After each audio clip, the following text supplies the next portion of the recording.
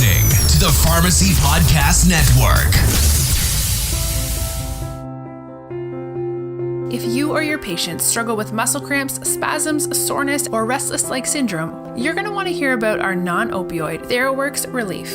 TheraWorks Relief is a clinically proven and published locally acting topical solution that prevents and relieves muscle cramps, spasms, and soreness in the legs and feet. In a research study including patients diagnosed with restless leg syndrome, TheraWorks Relief was shown to reduce symptoms commonly associated with accompanying RLS, including muscle cramps and spasms. Muscle cramps are reported as a side effect of hundreds of prescription medications, from intravenous iron sucrose and conjugated estrogens to statins and diuretics. By managing muscle cramps, TheraWorks Relief supports adherence, helping patients stay on important and often life-saving medications. TheraWorks Relief comes in an easy-to-use, fast-absorbing, non-greasy foam that can prevent muscle cramps and spasms with just a few simple applications a day. To learn more about TheraWorks Relief, go to theraworksrelief.com and click on the Healthcare Professional link. This is the Pharmacy Future Leaders Podcast, part of the Pharmacy Podcast Network. Pharmacy Future Leaders is a podcast dedicated to pharmacy students by pharmacy students who are committed to making an impact on our healthcare system and providing optimal patient care as innovative and leading pharmacists. As Pharmacy Future Leaders, we dedicated our lifetime of service to others through the profession of pharmacy.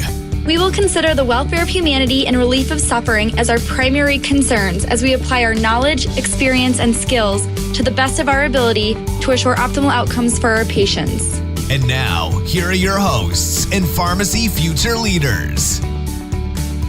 Welcome to the Pharmacy Podcast Network. I'm your host, Geily Ward for Pharmacy Future Leaders. And I'm your co-host, Joanne Pauyo. Today, we are switching things up by inviting a seasoned and experienced pharmacy leader to interview with us today. Everyone, please welcome Ken Sternfeld, founder of RXVIP Concierge. Thank you, ladies. What a wonderful introduction. Seasoned. I get some seasoned like a push. That's good. Well, thank you. It's so nice to be here with you. Well, actually, I did some research before we got on today's show, and I found out that you've been in the pharmacy field for about 30 years or so. Actually, a little bit more than that. I went to St. John's University in 1974 and graduated in 79. So it's a little bit longer than 30 years. About 39, but I was trying to be nice. That's okay. Closer to 40 makes it sound even better. When I went to St. John's, they even had a different logo. We were the Red Men, not the Red Storm. But it was a great experience, even way back then. Perfect. Can you briefly share with us your career path from being a pharmacy student to a new graduate to a pharmacist in the field for about, we'll say, 40 years? Absolutely. It'd be my pleasure, actually. My, I guess we'll call it my IPI, my introduction to pharmacy practice experience, happened at a retail store called Merrick Pharmacy in Jamaica, New York. It was owned by my dad, who was a pharmacist about 60 years ago. And I went there and I learned how to make a chocolate egg cream and scoop out ice cream from his soda fountain and sell pretzel rods for a penny and bazooka bubblegum. So I'm clearly dating myself. And what I saw then as a young child was I saw people coming into the store to talk to Doc. My dad was the neighborhood pharmacist who people went to, and they really just respected him and enjoyed talking to him. So I really wanted to follow his path, certainly my mentor. And I went to worked in stores in the neighborhood as delivery boys, etc.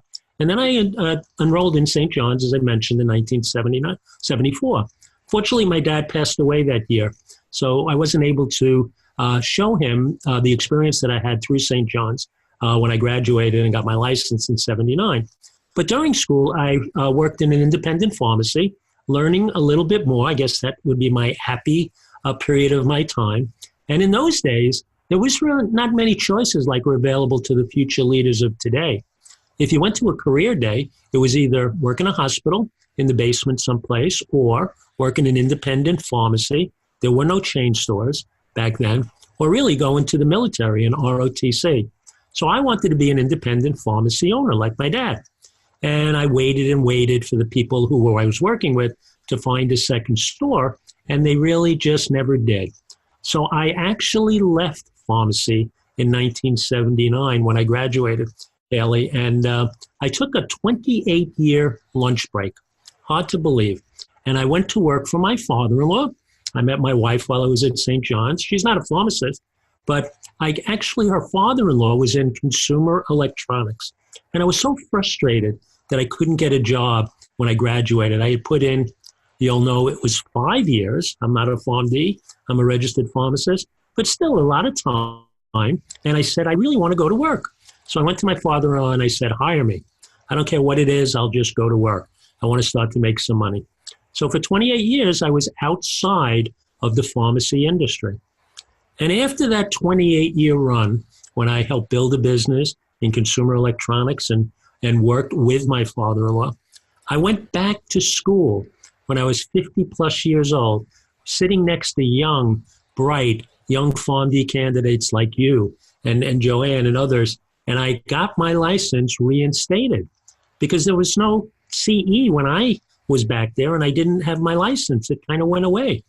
So I took a little different path and I got my license reinstated in 2007. So after that 28 years, and I applied for CVS, Walgreens, and Rite Aid. CVS gave me a call and they hired me. So that's how I got back into the pharmacy business, working as a retail chain store pharmacist starting in 2007 at CVS Health.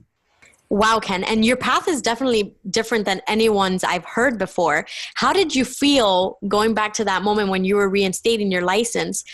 Did you feel like what you were learning was completely different, or was this just a tiny bit refresher from those 28 years that you were off? It was night and day. Imagine all of the drugs that you see on the shelf now, which are 90% generic. They were all brand names. The business was completely different. Of course, technology had come in, computers and things like that.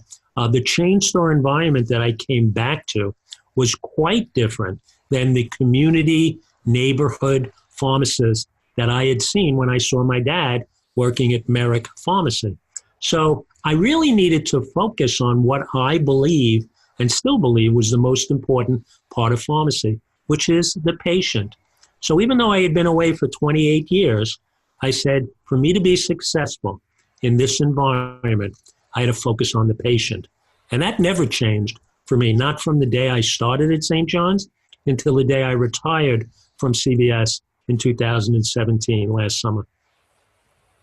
So since your retirement, what have you been working up within the field of pharmacy? Because obviously you're very active within the network and hosting your own show. And you actually work as a concierge pharmacist. Can you tell us a little bit about that? Sure. When I was at CVS, and I started at CVS, actually not as a pharmacist because I had been out so long, they wanted to hire me as a pharmacist, but I said, you can't do that. I need to really get back. And I started as a grad intern. Here I was, 50 some odd years old as a grad intern. And then I worked there at the store, at a training store, and they made me a floater and then a staff pharmacist and a PIC and a manager.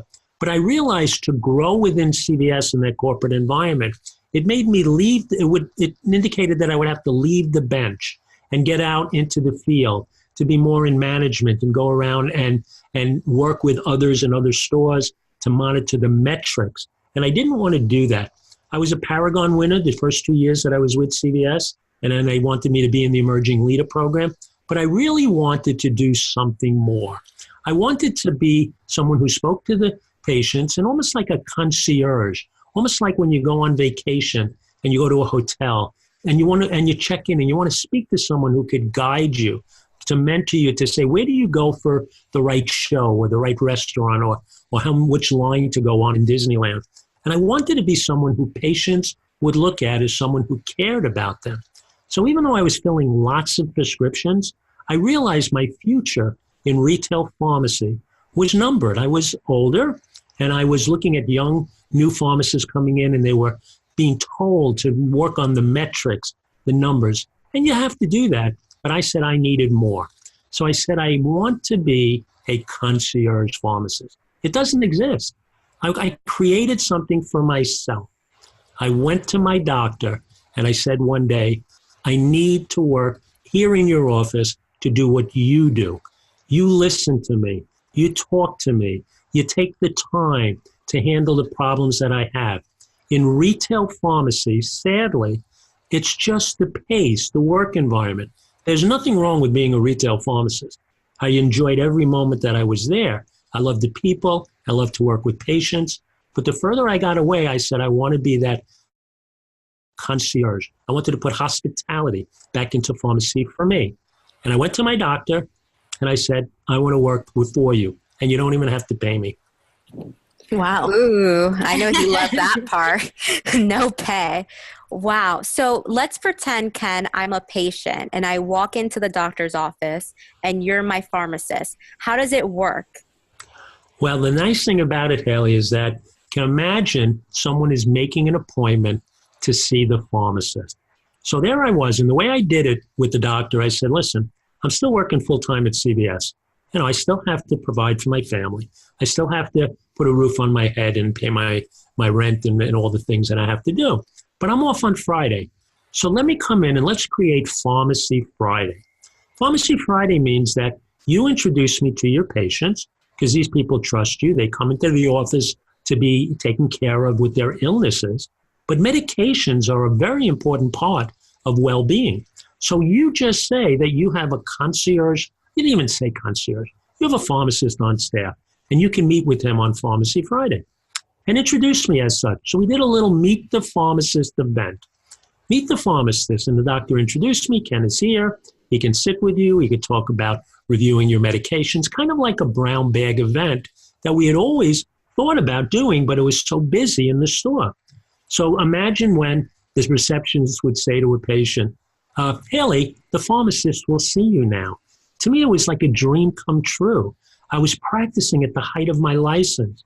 I was proud to be there. I would have put my diploma on the wall, because it's like you're in an office, you're in a professional environment. So the patient would come in, I sit with them. You know their medical history because you have access to the health record, things that you don't have in the retail pharmacy environment.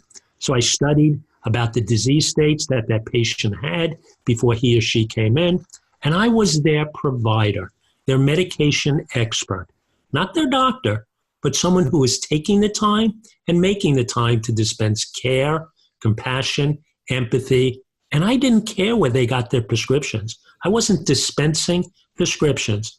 I was a provider. And we all know how we should be recognized as providers in the healthcare industry. So I created an environment where I was a provider. That's wonderful. And you said, Ken, something that's so real. That was a dream come true. My question is how, if you created that position, how can other new grads or pharmacy students get involved in doctor's offices working towards having the same job that you have, that dream job that every pharmacist wants? It's a great question. And actually, I want to go back just a little so everyone who's listening doesn't think that you do this for nothing. What happened after 2 or 3 weeks is I was seeing more patients than the doctor was. More people love to talk to a pharmacist. We're respected. We're looked at someone who can help them. But when they come into the retail stores, they see us being very busy, and perhaps they don't even take the time. So for me, consultation was, do you have any, it's not, do you have any questions for the pharmacist? Our consultations were, how can we help you? What can we do to help you save money on prescriptions? What can we do to help you avoid adverse drug reactions? What can we do to talk about pharmacogenetic testing that might be something you consider? How do we handle Medicare patients with chronic care management? So every new student, every future leader on this call can become a concierge service provider. It starts with collaboration. Collaboration with a physician is the only aspect that we can get paid for as a provider. We are not recognized as the industry as providers yet, but through the efforts of you and others and as future leaders, we will be that. But 4 or 5 years ago when I started, I wasn't a provider. I had to collaborate. So speak to the doctor. Introduce yourself to the doctor as someone who wants to help patients. And we can show you how you can increase reimbursement for that practice. So imagine going into a practice and saying, It's not going to cost you any money out of pocket, Dr. Goodman, to bring in a pharmacist. And let us show you how we can take care of patients and deliver increased reimbursement for your practice.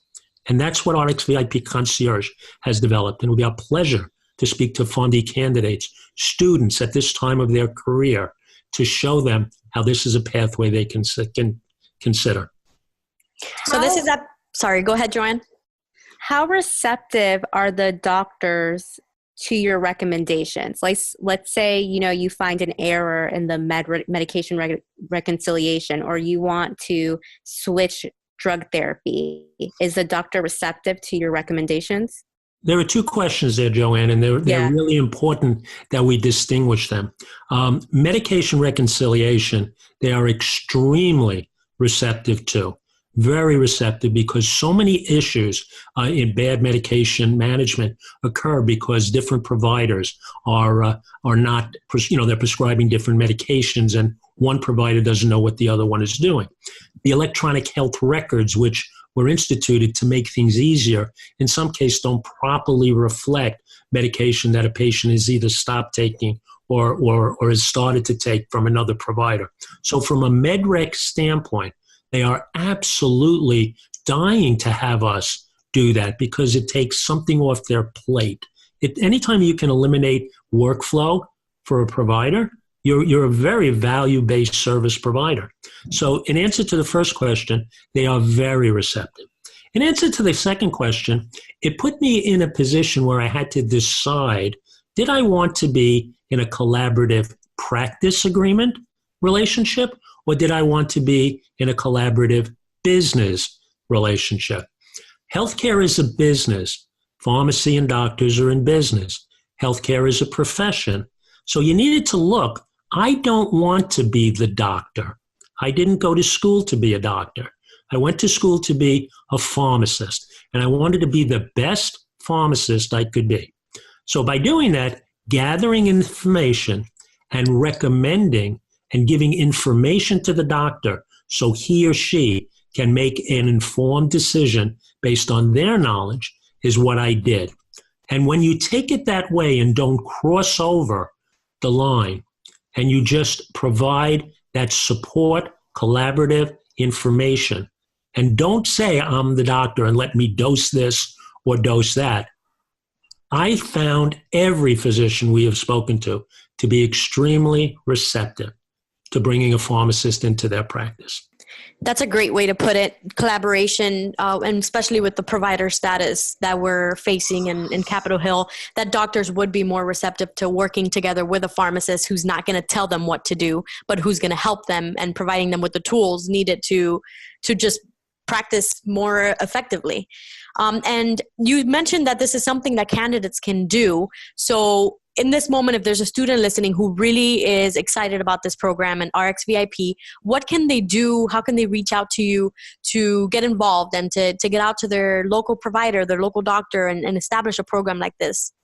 Well, RXVIP Concierge started with me. I did it just to have a place to hang my hat on Pharmacy Friday.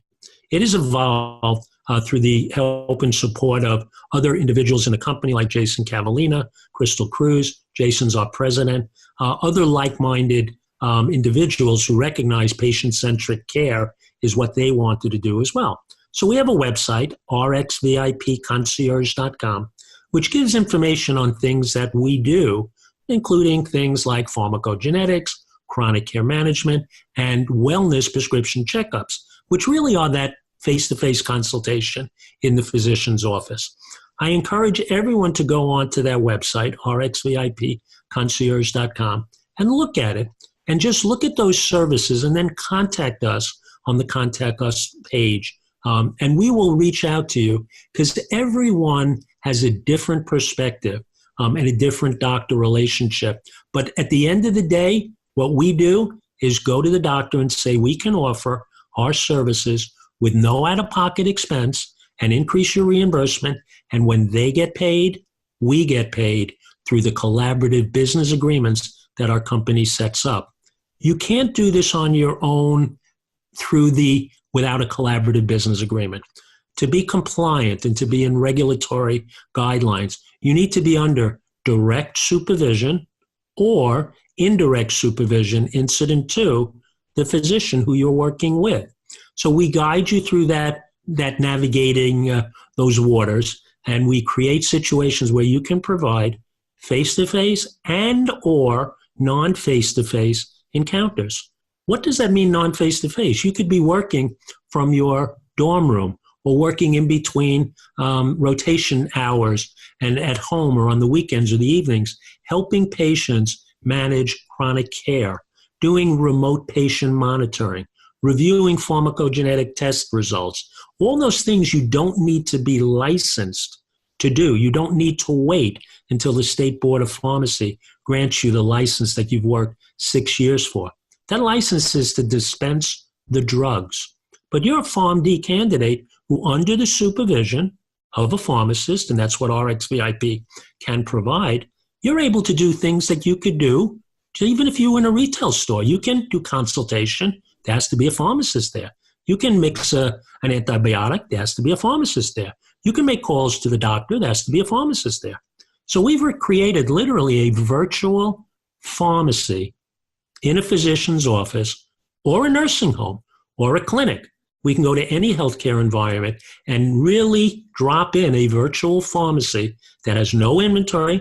You don't have to take that order from Cardinal or and put it on the shelf. There are no DEA counts of inventories for narcotics. There are no drugs, no medications.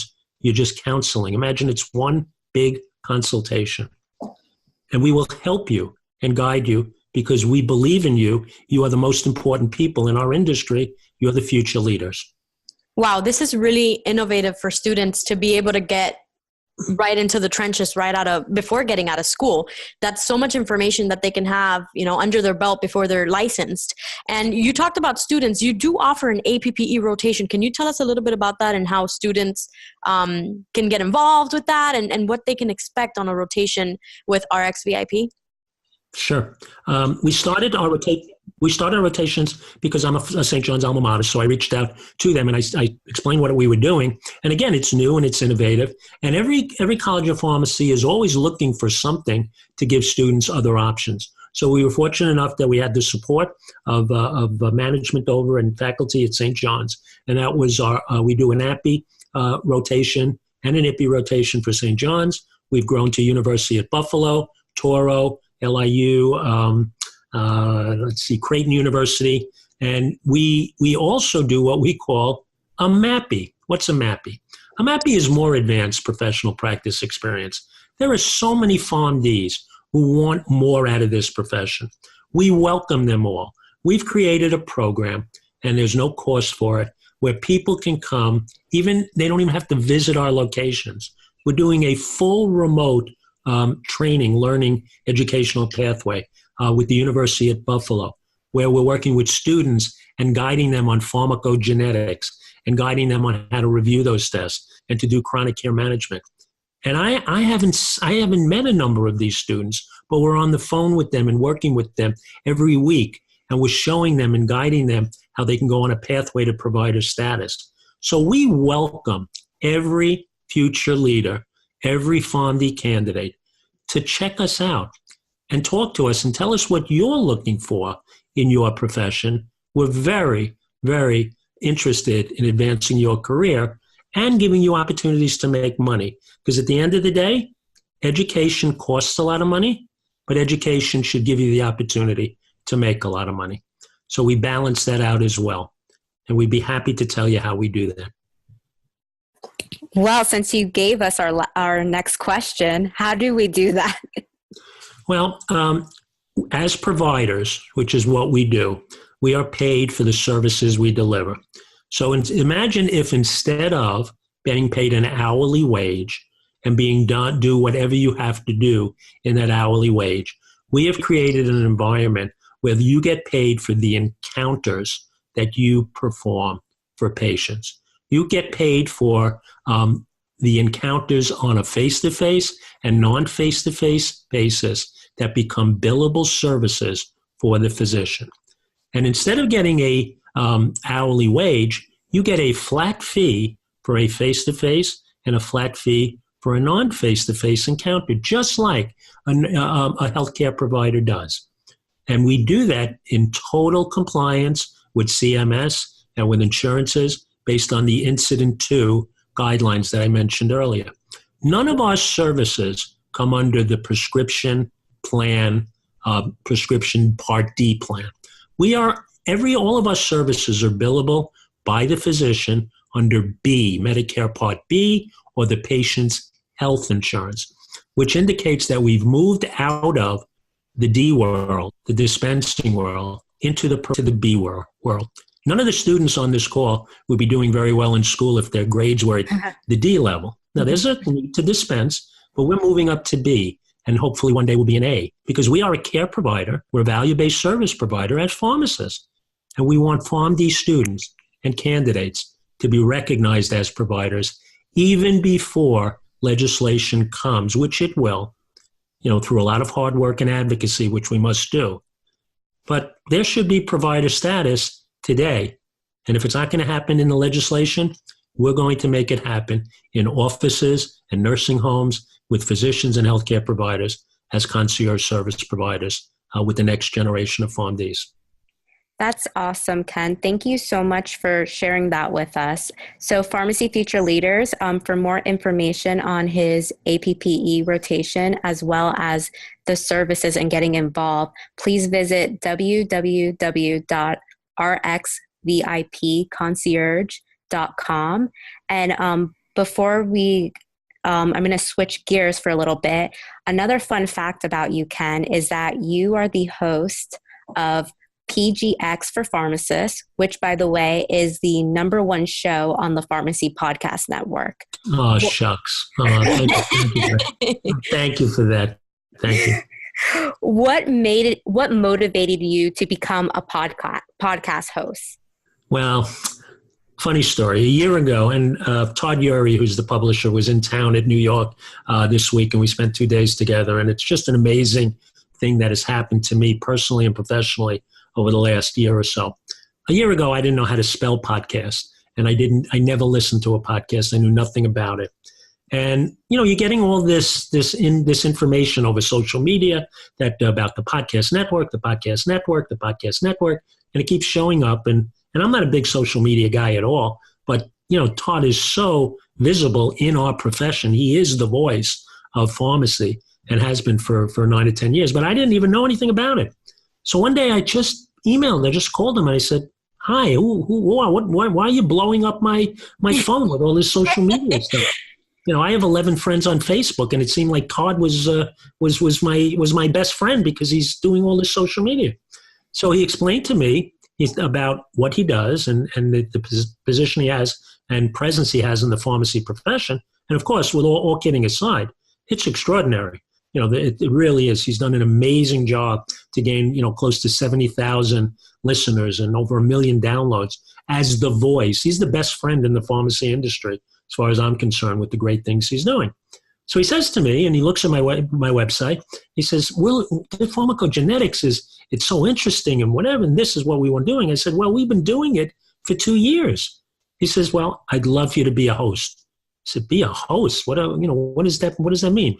And over a very short period of time, in a matter of literally a month, he got me set up, and I started podcasting in January and talking. And I must tell you, all kidding aside, it's been so fun. I get so many people who call me because I'm talking from my experience. My father-in-law experienced an adverse drug reaction. It almost killed him. We got a call one night, he's not going to make it through the night. Thankfully he did, but it left lifelong problems. And I did research on pharmacogenetic testing, and I realized this simple buccal swab test could have avoided that. And then the more studying you do on adverse drug reactions, I realized there was the fourth leading cause of death in the United States. 125,000 people died last year. So when someone says you can talk about that and you can do a podcast, I said I have to talk about it. I have to tell people in our profession, I have to tell patients, that's the best consultation I could ever do. Talk to your doctor about a PGX test. It can save your life. So right now, when people tell you, what do I do on PGX4Pharmacist on a podcast, I think I'm saving lives. And every pharmacist and every PharmD student and everyone who cares about the medications that could hurt people should at least be an advocate to say to people they love, go talk to your doctor. You should get this test done. It's covered by Medicare. There are 36 million Medicare patients out there. They should have it. They're on polypharmacy. They've had problems with dosing. So the podcast gave me an opportunity to talk from my heart and to talk for something that I believe is a horrific national emergency that nobody even knows about. We hear about drug abuse and opioids. That's terrible. 60, 70,000 people died from opioid overdose, and it's a national epidemic. And you see on the news and government involvement and everyone's talking about it. Who hears about an adverse drug reaction? If you're in a store that fills 325 prescriptions a day, think about that. Every day, 365 days, that's 125,000 prescriptions that are filled. What if the drugs hurt people? So anyway, that's why I became a podcaster. I get up every morning in the desire to raise awareness that a pharmacogenetic test can save people's lives. And future leaders, we welcome you. We will welcome you with open arms. We will put together programs for you to do the things in your community, to do the things in your neighborhoods to help people. This is why I went to pharmacy school, to help people. And I encourage everyone. I'll give you my call me directly. Call me. Don't even worry about my website. Go to my website, but call me. 1-844-MY-RXVIP. Call me. It goes right to my cell phone. I'll speak to you, and I'll show you how you can save lives. 844-MY-RXVIP, 697-9847. Go to my website, call me, contact me through the Pharmacy Podcast Network. Any way you want to contact me, I want to speak to you. That's wonderful, Ken. Thank you so much for that information. And students, again, you heard the number. Give them a call. Just get involved. Get involved. There's so much from pharmacy that we have no idea that we can do and benefit that we can bring to our patients. That's absolutely wonderful. And we have something coming up shortly. I'm going to let Joanne take care of this because it's very big news and very exciting. Yes, our local school, Nova Southeastern University, is hosting the second annual Future Summit. This is actually organized by another pharmacy podcast host, Scott Kelson, who is the host of Political Talk RX. Hopefully I didn't mispronounce that. So this is a great event for students to network as well with, you can network with other students, you can network with other pharmacists, as well as other businesses like RXVIP and the Pharmacy Podcast Network. What can we expect to see from PGX for pharmacists at the NET Summit? Well, unfortunately, I personally, because I don't travel very well, I have some physical disabilities, I won't be at the event, but I spoke to Scott this afternoon with Todd, and RXVIP would like to offer, all you have to do is stop by the Future Leaders booth, talk to Haley, talk to Joanne, tell them you're interested in what we're talking about with PGX4Pharmacist, and we're going to have a sweepstakes, and we're going to give away $400 towards anyone who wants to go to the APHA, when you help scholarship to help them with hotel or airline. We want you to be involved. We want you to be part of our family. I'll be writing up this promotion that we just spoke about today because I knew I was coming on the podcast. But we want to support you. We care about you. We're also looking at ways to help you lower your student debt. We're talking to companies who will help with RXVIP so that we could help you lower and refinance student debt, because that's also an epidemic in our country. And we will have offers for you through the RXVIP. We call it RXVIP Cares 365, because every day we care about the future leaders of this profession. We care about our patients, and we care about our profession. So I will be putting a email out to Scott as the producer of this event, and we will be supporting it and choosing people who we can give a scholarship for so that they could attend APHA and be additional future leaders in our industry. Awesome. So we're running out of time, unfortunately, but one last question. What is one tip that you could give to pharmacy future leaders advancing in their career? Don't let anybody tell you can't do it. Awesome. I love that. Instagram ready.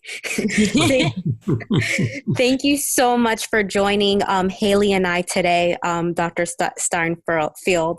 Not doctor. This is Ken.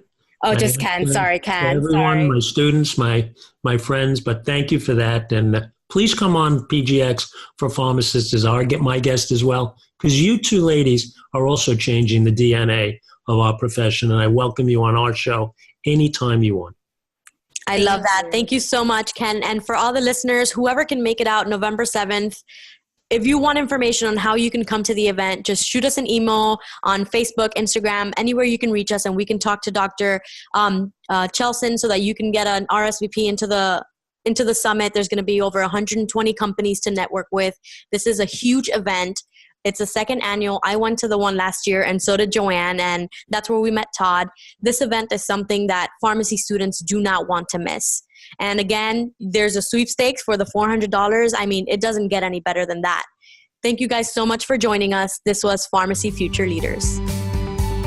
The mission of the Pharmacy Future Leaders podcast is to support all pharmacy students by providing advice, direction, stories, and sharing with each other. Be sure to use the hashtag Pharmacy Future Leaders on all social media. We thank you for listening to our podcast. Please send us an email if you're interested in being on the show. Send your message to pharmacyfutureleaders@gmail.com. Just remember, never give up, stay positive, eat healthy, get your sleep, and know why you wanted to be a pharmacist from the beginning, to help others live healthier lives. We are Pharmacy Future Leaders.